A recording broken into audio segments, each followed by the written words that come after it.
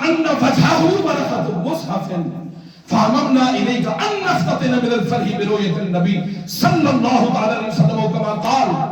پیر کا دن آ گیا، تمام صحابہ صف در صف کھڑے. آقا کریم کا حجرہ پاک تھا بائیں جانب. آقا نے گھر کا پردہ سر کا. صحابہ کہتے ہیں خدا کی قسم مدتیں 3-4 دن گزرنے ایسے تھے جیسے مدتیں گزر گئی. بس حضور کے چہرے پاک سے ایک نور نکلا، نور چھلکا. فرمایا نمازیں بھول گئی. صحابہ کو نماز میں تھے، وہم صفوف فی الصلاۃ، نماز میں تھے، نماز سے باہر نہ تھے.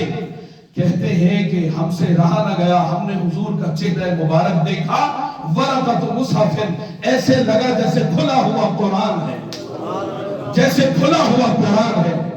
اب میں آپ سے پوچھتا ہوں، ندیم صاحب ہوں یا مبشر صاحب ہوں یا ریاض صاحب ہوں، آپ دیکھیں کہ بائیں جانب کھڑا کوئی مسکرا رہا ہے یا جیسے بھی کھڑا ہے، آپ ہیں نماز کے اندر اور نماز میں نگاہیں کہاں ہوتی ہیں؟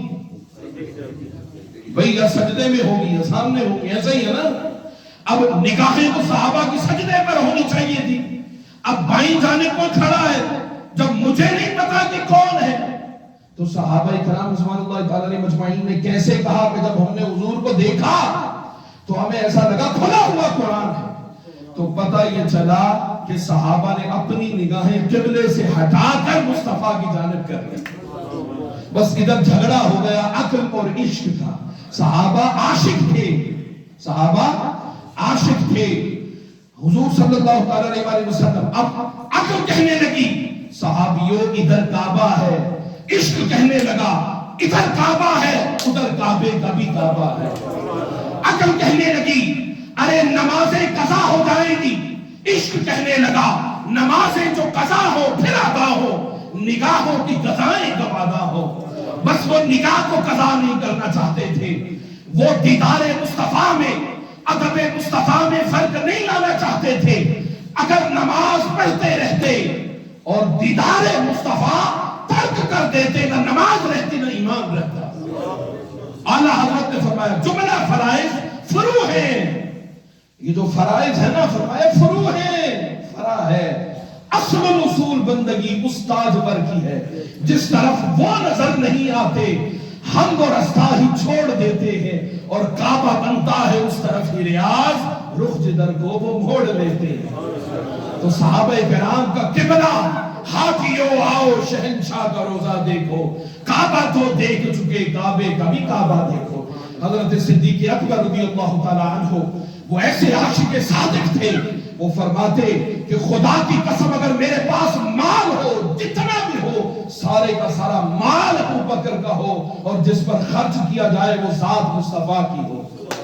اور کبھی فرمایا کرتے تھے کہ بیٹی ابو بکر کی ہو اور نکاح مصطفیٰ کے نکاح میں آئے. اور جتنا مال تھا صدیق اکبر کے پاس تقریباً 40,000 درہم تھے، اور بعض جگہوں پر آتا ہے 40,000 دینار تھے. وہ 40,000 درہم ہو یا دنانیر ہو، وہ سارے کے سارے حضور پر قربان کر دیے.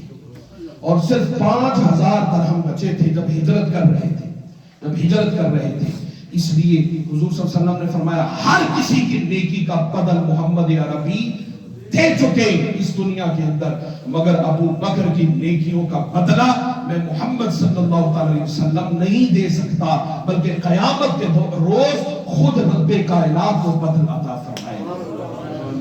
آپ کا لقب ہے عتیق، انت عتیق من النار، کہ جہنم سے آزاد کر دیے جانے والے ابو بکر ہیں.